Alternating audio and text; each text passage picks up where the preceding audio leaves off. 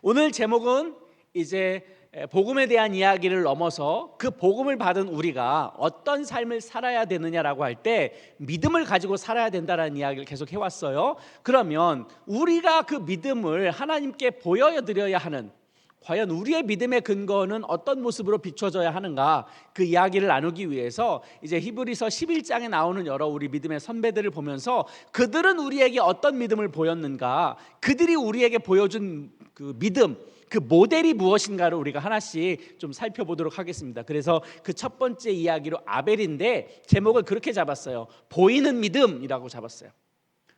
우리의 믿음이라고 하는 것은 눈에 보이지 않잖아요. 그런데 그 믿음이 우리에게 어떻게 무엇인가가 나타나게 되죠. 그 나타나는 것을 통해서 하나님은 우리로서 그 믿음을 증거로 받으시는 거예요. 그래서 첫 번째 이야기를 이제 우리가 아벨의 이야기를 하도록 하겠습니다. 저는 먼저 본문의 말씀을 이어가기 전에 한국을 섬겼던, 조선을 섬겼던 선교사님 한 분을 소개하려고 해요.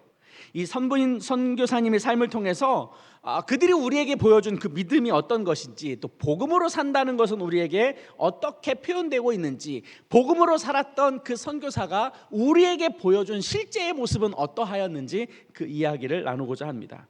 첫 번째로 함께 나누고자 한 사람은 로제타 셔우드 홀이라는 사람입니다.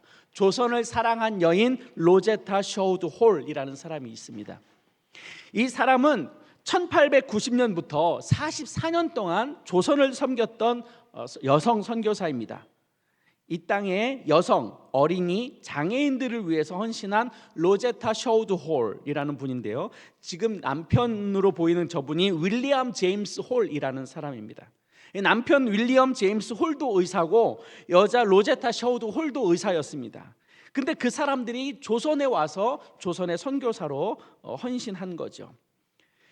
이들이 환자를 치료하던 중에 남편은 34살에 순직을 합니다. 한국에 오셔서 선교사 사역을 하다가 34살에 순직을 해요.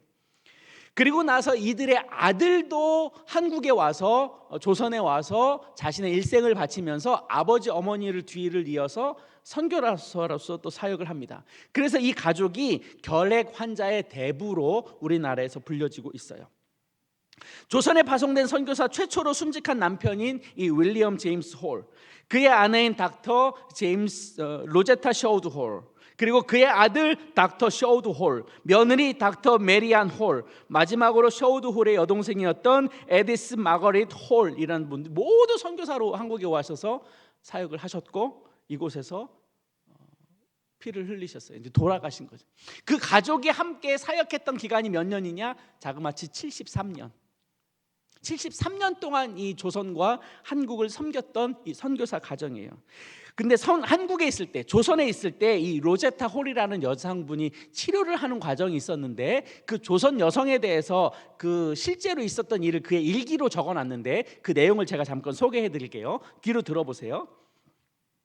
나는 절개한 피부로 최대한 이식하려 노력했지만 아직 피부가 없는 부위가 남아 있었고 말이 잘 통하지 않았기 때문에 피부 이식의 필요성을 환자에게 이해시킬 수 없었습니다. 나는 몇 조각의 피부 이식편을 내 몸에서 떼어냈습니다. 다음으로는 환자로부터도 몇 조각을 떼어내야 했습니다. 그러나 그녀는 내용을 이해하지 못했습니다. 그래서 나는 환부를 드레싱하면서 통역을 맡은 로드 웨이터 양이 그 상황을 제대로 납득시킬 때까지 기다릴 수밖에 없었습니다. 환자를 치료하기 위해 자신의 살을 떼어서 환자에게 이식시켜 주었고 환자가 이해할 때까지 로제타는 견뎌 주었고 마침내 그 여인은 피부병으로부터 회복될 수 있었던 거죠. 다른 사람의 피부를 회복시켜 주기 위해서 내 살을 떼어서 그 사람에게 살을 이식시켜 준 거예요. 그런데 그 조선의 여인은 그게 뭔지도 모르니까, 이해가 안 되니까 그 이해가 될 때까지 계속 기다려주고, 얼마나 이 사람이 자기를 원망했겠어요. 아무것도 모르는 조선 여성이.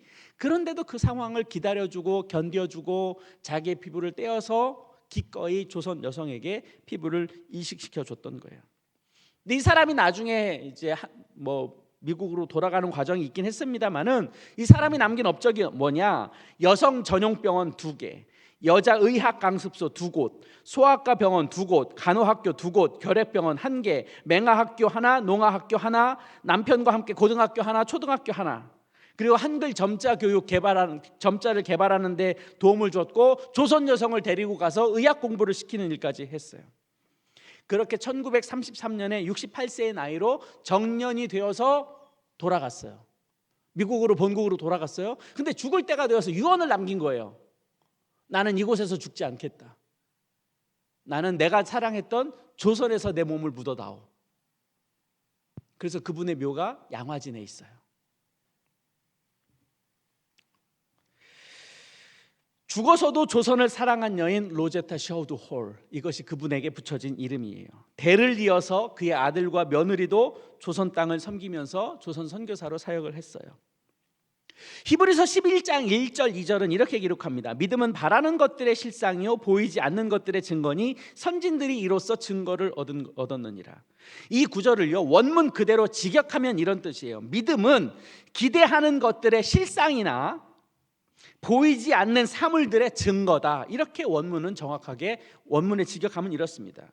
믿음은 하나님의 약속 안에서 미래에 대하여 확신을 가지고 가는 것. 보이지는 않아요. 아무것도 보이지 않아요. 그러나 약속을 의지하고 그 믿음으로 자신의 삶을 결정하고 나아가는 것, 그것이 믿음의 증거라고 이야기를 하고 있는 거예요. 그러면 그 믿음의 약속이라고 하는 것은 어디에서 출발하느냐? 바로 하나님께서 우리에게 구원하시기 위하여 약속을 주셨는데 그 약속을 이루신 것이 어디냐면 바로 예수 그리스도의 십자가 사건이죠. 그러니까 하나님이 우리를 사랑하시고 끝까지 책임지시고 우리를 구원하시겠다고 약속하신 그 약속을 실제 이루신 상황이 어떤 사건이냐? 예수님의 십자가 사건이에요. 그 예수님의 십자가 사건이 바로 우리의 믿음의 출발이고 근거인 거예요. 이 믿음의 근거가 세워지지 않으면 우리의 신앙이라고 하는 것은 그렇게 의미가 있지 않아요. 예수 그리스도가 우리를 위하여 죽으시고 부활하셨다. 우리가 그분을 믿음으로 말미암아 우리가 구원을 얻는다. 이것이 우리의 믿음의 근본이 되지 않으면 그 위에 쌓아지는 것은 사상누각이에요. 다 무너지고 말아요. 그러니까 기초가 잘 되어 있어야 돼요. 여러분들의 믿음의 기초가 분명해야 돼요. 여러분들의 믿음의 기초는 누구에서 비롯된다고요?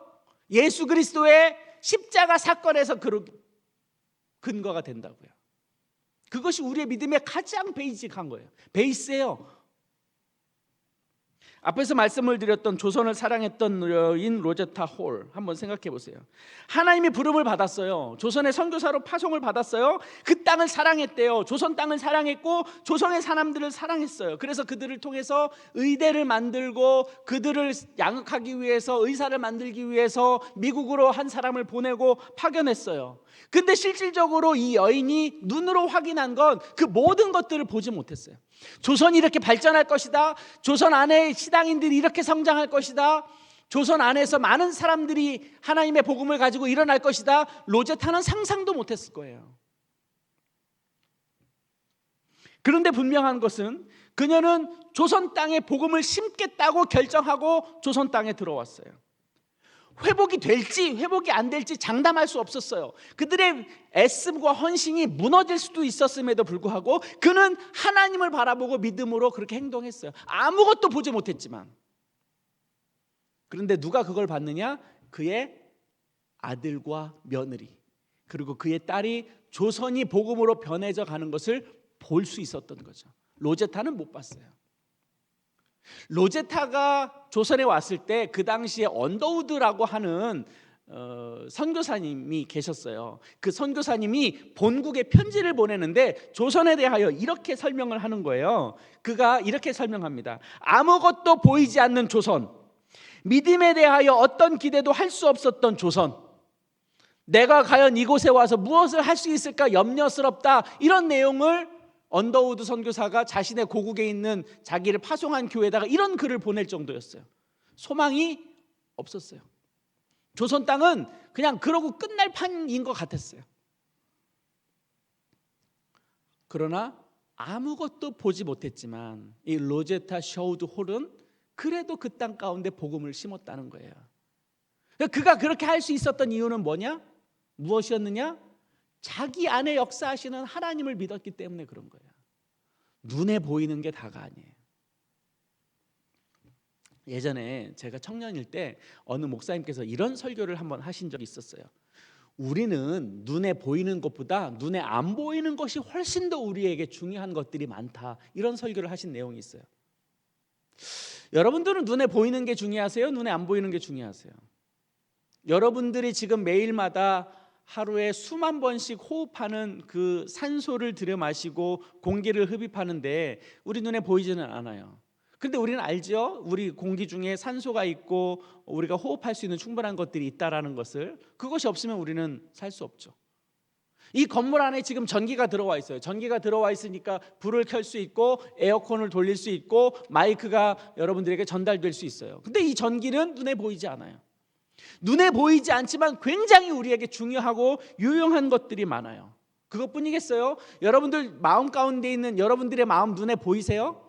여러분 옆에 있는 분들의 마음이 보이세요? 그런데 마음이라고 하는 것은 눈에 보이진 않지만 사람을 움직이게 하고 사람이 무슨 일들을 작동하게 하고 무엇인가 엄청난 에너지를 만들어가고 하는 그 모든 일들은 여러분들 마음에서 생겨나요. 눈에 보이지 않아요. 그런데 실제로 여러분들을 움직이게 하는 것은 여러분들의 마음이잖아요. 여러분들의 생각과 여러분들의 마음이 여러분들을 행동하게 하잖아요. 눈에 보이지 않지만 우리의 마음, 우리의 정서, 우리의 그 마음에 나타나는 여러 가지 태도들이 얼마나 우리에게 중요한 역할을 하는지 몰라요. 때로는 눈에 보이지 않는 것이 굉장한 영향력을 만들어낼 수 있다는 것을 기억할 필요가 있어요. 오늘 본문 말씀 3절에서 우리에게 나타난 이 세상은 원래 있었던 것이 아니었다는 거예요. 하나님께서 이 세상을 창조하신 그것은 완전한 무에서 유가 창조되는 것을 이야기해요. 정말로 우리가 하나님께서 아무것도 없는 무에서 유를 창조하신 분이라는 걸 내가 믿을 수만 있다면, 그걸 내가 믿음에 의심이 없다면 우리는 엄청난 일들을 하나님과 함께 할 수 있어요. 말씀으로 세상을 창조하셨어요. 쇠에서 이런 기계를 만들어내는 수준이 아니죠. 플라스틱에서 이런 아크릴을 만들어내는 수준이 아니에요. 있어라 해서 있어진 세상인 거예요.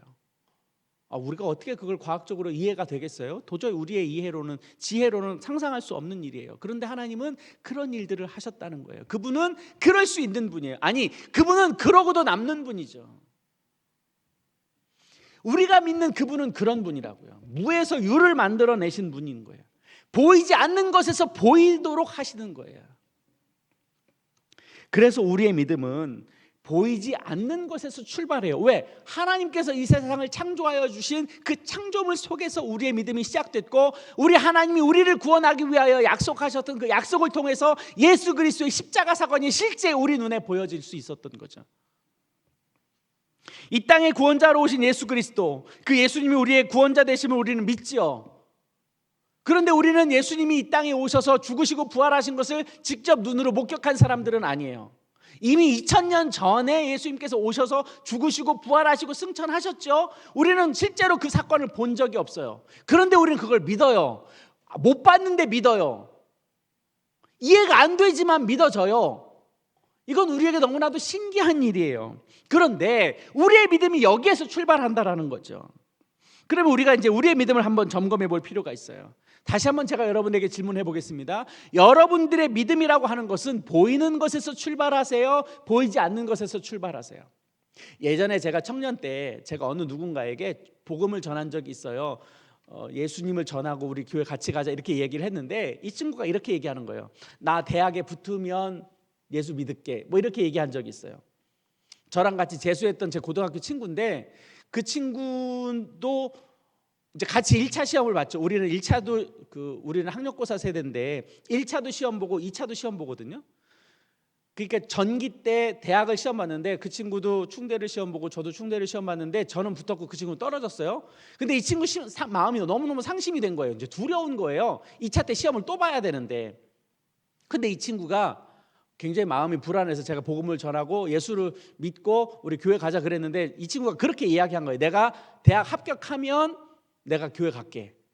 너 정말이지? 너 정말이다. 너 나하고 얘기했다. 내가 정말로 내가 너 열심히 위해서 기도할 테니까 너 반드시 내가 하나님께서 너 대학 보내도록 내가 기도할 테니까 교회 가자. 대학 붙었을까요? 떨어졌을까요? 대학 붙었어요. 대학은 붙었어. 그래서 내가 당당하게 그 친구에게 갔겠죠. 야, 우리 교회 가자. 교회 갔겠어요? 안 갔겠어요? 안 갔어요.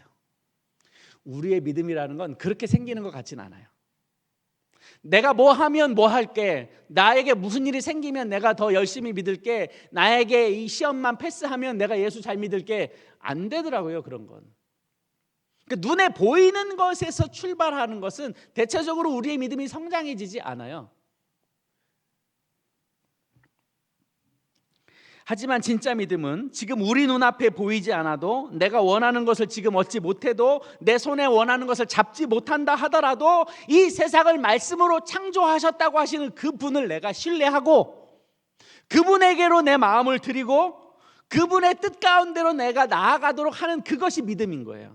우리 눈에 안 보여요. 안 보이지만 하나님께서 이 세상을 말씀으로 창조하셨다라는 것을 내가 믿는 거예요. 예수님 내가 본 적 없어요. 그렇지만 말씀을 통해서 예수님이 우리를 위하여 죽으셨고 부활하셨고 승천하셨고 지금도 우리를 위하여 하나님 보좌 우편에서 우리를 위하여 중보하신다라는 것을 내가 믿는 거예요. 그 믿음이 있다라는 거예요.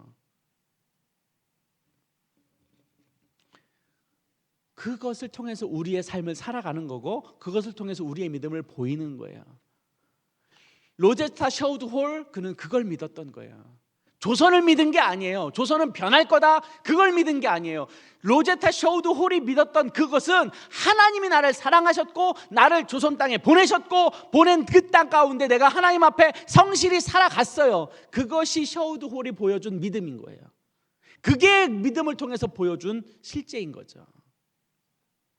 아, 믿어요 하고 내 마음대로 살아요? 그런 믿음은 없어요. 나 예수님 믿어요 하고 예수님하고 전혀 상관없이 살아가요? 그건 믿음 아니에요. 믿음은 그것에 걸맞는 행동이 나오게끔 되어 있어요. 그 첫 번째 이야기로 저는 아벨의 이야기를 하고 싶은 거예요. 오늘 본문 4절에서 아벨은 가인보다 더 나은 제사를 하나님께 드렸다, 그렇게 설명해요. 영어 성경에는 이 내용을 이렇게 설명해요. 더 나은 제물, 더 훌륭한 제물, 더 받으실 만한 제물, 이렇게 똑똑 떨어뜨려서 설명하고 있어요. 당시 하나님은 제물을 통해서 제사를 받으셨잖아요. 그래서 그 제물은 하나님께 깨끗한 것이 드려져야 했고 흠이 없는 순결한 것으로 드려져야 했어요. 그런데 가인도 제사를 드렸고 아벨도 제사를 드렸죠. 가인은 땅의 소산물을 드렸고 아벨은 자기 짐승의 첫 번째 새끼의 양의 새끼를 하나님 앞에 올려드렸어요. 그런데 하나님은 가인의 제사를 받지 않으시고 아벨의 제사를 받았다는 거예요. 그럼 왜 우리는 생각해 봐야 될 게 아벨의 제사는 받으셨고 가인의 제사를 받지 않으셨을까? 이거 굉장히 중요한데 여러분들 저를 한번 잘 따라와 보세요. 하나님 앞에 가인이 제사를 드렸어요. 창세기에는 가인의 제사만 나와요. 아벨의 제사는 그렇게 설명되어 있지 않아요. 근데 이렇게 설명해요. 성경은 제사를 드리고 나서 하나님은 아벨의 제사를 받으셨고 가인의 제사를 받지 않으셨어요. 그러고 나서 어떤 일이 벌어졌느냐? 가인의 마음 가운데 분한 마음이 생겼어요. 분한 마음이 생겨서 아벨을 죽였어요. 여기가 중요해요. 여기서 잘 생각해 보세요. 가인이 제사를 드렸고 아벨을 제사를 드렸어요. 제사를 주관하시고 받으시는 분은 누구예요? 아벨이에요? 가인이에요? 하나님이에요? 하나님이 제사의 주관자이시죠. 제사를 받느냐 안 받느냐를 선택하는 건 하나님의 뜻이에요. 우리는 그냥 제사를 드리는 거예요. 얼마만큼 우리가 정성을 들여서 제사를 드리느냐, 그것이 중요하지 제사를 선택하시고 안 선택하시는 건 하나님의 주권이에요. 근데 보세요. 가인이 하나님 앞에 제사를 드렸는데 하나님이 안 받으셨어. 안 받으셨는데 가인의 마음 가운데 분한 마음이 생겼어요. 왜 분한 마음이 생겼을까요? 아, 내가 하나님 앞에 제사를 잘못 드렸어, 그래서 분했을까요? 아니죠. 가인이 분을 낸 건 누구에 대한 분이에요? 하나님에 대한 분이에요. 왜? 왜 하나님한테 화가 났어요? 내가 제사를 드렸는데 하나님이 안 받으셨어. 하나님이 안 받으셔서 가인이 열받은 거예요. 다시 설명해 드릴게요. 제사의 주관은 누구에게 있어요? 하나님에게 있어요. 하나님이 제사를 받고 안 받고를 선택하세요. 근데 가인은 어떤 자세냐면 모양은 하나님 앞에 제사를 드리는 것 같았어요. 그런데 이미 가인의 마음에는 어떤 마음이 있느냐? 하나님은 당연히 내 제사를 받으셔야만 해요. 안 받으셔서 열받았으니까 당연히 하나님이 내 제사를 받아야지, 왜 안 받아? 라고 해서 화를 낸 거예요. 근데 그 화를 하나님에게 낼 수 없으니까 그 화의 분풀이를 누구에게 했느냐면 아벨에게 했죠. 결국은 자기 화를 인해서 사람까지 죽였어요. 그 전에 가인이 하나님 앞에 제사를 드리는 모양을 하고 있기는 합니다만 하나님께서 제사를 안 받으시니까 가인이 열받았어요. 그러니까 하나님은 당연히 내 제사를 받아야 돼. 어떻게 내 제사를 안 받으실 수가 있어? 당연히 하나님은 내 제사를 받으셔야지. 자, 누가 지금 제사를 주관하고 있어요? 가인이에요? 하나님이에요? 가인이 이미 하나님 자리에 와 있는 거예요. 당연히 내가 제사를 드리면 하나님은 기꺼이 받으셔야 돼.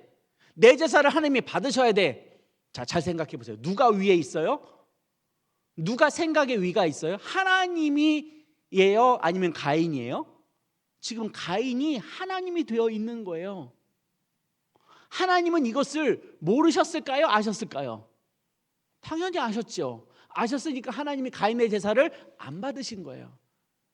우리가 가인이 하나님의 자리에 앉아서 내 예배를 드리는 것을 당연히 하나님이 받으셔야 된다고 생각하고 화를 내고 언짢아하고 불쾌해한다면 그야말로 가인은 하나님 앞에 제사를 드리고 예배를 드리는 자가 아니라 가인이 이미 하나님이 되어버리고 있는 거예요.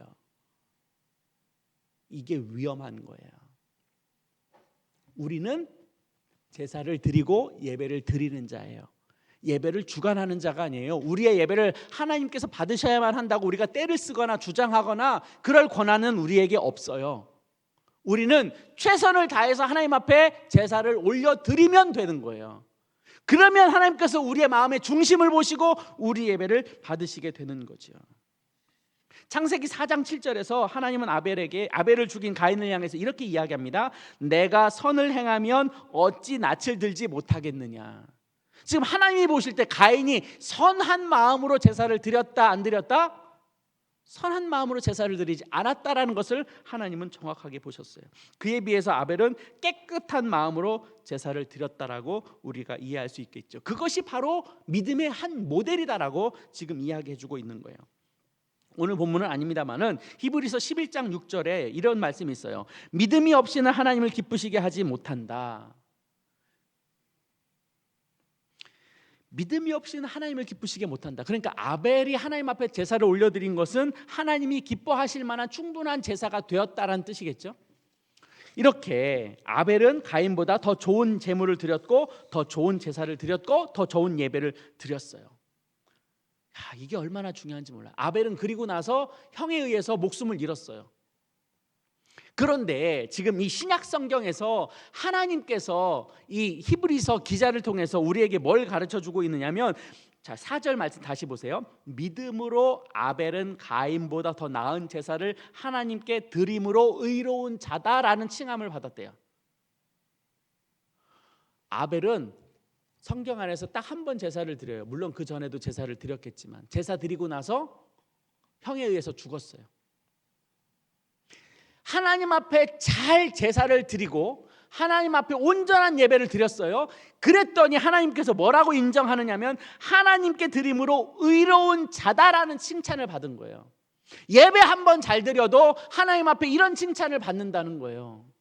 예배가 그만큼 중요해요. 우리의 믿음을 밖으로 표현할 수 있고 우리의 믿음을 하나님 앞에 보여드릴 수 있는 가장 중요하고 가장 기본적인 게 뭐냐? 우리의 예배라는 거예요. 우리가 예배를 하나님 앞에 온전하게 드릴 수만 있다면 그걸 통해서 하나님은 우리를 의롭다고 여겨주신다는 거예요. 엄청난 일을 하지 않아도, 대단한 업적을 쌓지 않아도, 내가 엄청난 누구에게 막 보여줄 만한 그런 것이 없다 하더라도 내가 하나님 앞에 온전한 예배를 드리는 그것만으로도 우리에게는 하나님께서 기뻐 받으실 만한, 우리를 의롭다고 여겨주실 만한 믿음을 하나님께서 보신다라는 거예요.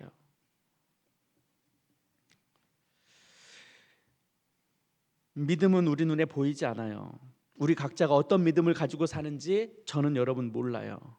그러나 여러분들이 얼마나 정직하고 성실하고 얼마나 하나님을 신뢰하는지 당연히 모르죠. 그런데 여러분들이 우리 모든 공동체원들에게 보여줄 수 있는 믿음의 방식이 있어요. 그게 뭐냐면 예배예요. 그러니까 여러분들이 지금 이 자리를 지키는 것이 너무너무 소중하고 중요한 일이에요. 물론 지금 대면 예배냐 비대면 예배냐 뭐 그것이 중요하겠습니까마는 저는 오래된 사람이라 그런지 정말 특별한 일이 아니면 현장에서 예배를 드리는 것이 맞다고 생각해요.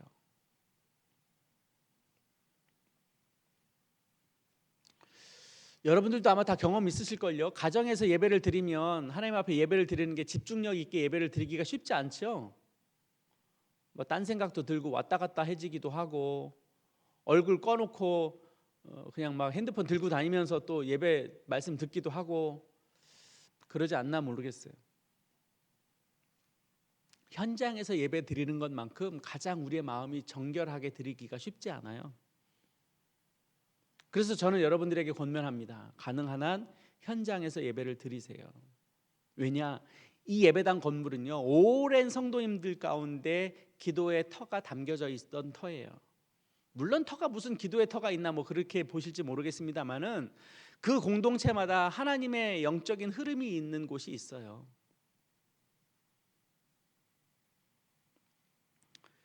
여러분들의 믿음을 하나님 앞에 보여주실 수 있었으면 좋겠어요. 뭐로? 예배로. 복음으로 산다는 것의 기초는 예배입니다. 복음의 능력으로 살아간다는 말의 뜻은 어떤 상황과 어떤 환경 가운데서도 예배자로서의 삶을 포기하지 않는다라는 것을 의미합니다. 이것이 우리의 믿음의 표현인 거예요. 바라기는 하나님 앞에 여러분들이 사실 제물이 되어서 여러분들 스스로가 하나님 앞에 드려지는 번제물이 되어서 하나님을 기쁘시게 하는 예배자로 설 수 있었으면 좋겠어요. 아벨 하나님 앞에 예배를 잘 드렸어요. 그것을 하나님이 기뻐하셨어요. 그것을 의롭다고 여겨주셨어요. 우리도 마찬가지예요. 여러분들의 예배를 하나님 앞에 최선을 다해서 드리세요. 온 마음으로 다하세요. 그게 여러분들이 하나님 앞에 보여줄 수 있는 믿음의 증거입니다. 믿음으로 사세요. 오늘 첫 번째 이야기입니다. 그 믿음의 증거는 뭐라고요? 예배예요. 예배를 포기하지 마세요. 예배를 놓치지 마세요. 예배를 다른 것과 타협하지 마세요. 하나님 앞에 그런 마음으로 드리실 수 있기를 소망합니다. 아벨과 같은 영광스러운 예배, 우리도 그런 예배 드리기를 원합니다. 그렇게 우리의 마음을 하나님 앞에 드릴 수 있었으면 좋겠습니다. 우리 잠깐 반주해 주시고요. 우리의 마음을 다시 한번 하나님 앞에 올려드렸으면 좋겠습니다. 하나님, 내가 아벨과 같이 그런 예배자가 되기를 원합니다. 하나님의 마음에 합당한 그런 예배자 되기를 원합니다. 내가 하나님 앞에 우리의 믿음을 보여드릴 수 있는 그런 기회, 그 예배를 통해서 내가 내 마음을, 내 중심을 하나님께 보여드리기를 원합니다. 그런 예배자가 되기를 원합니다. 그렇게 내가 신앙생활 하기를 원합니다. 로제타 셔우드 홀이 보여주었던 그 신실한 믿음, 그 믿음도 나에게 있기를 원합니다.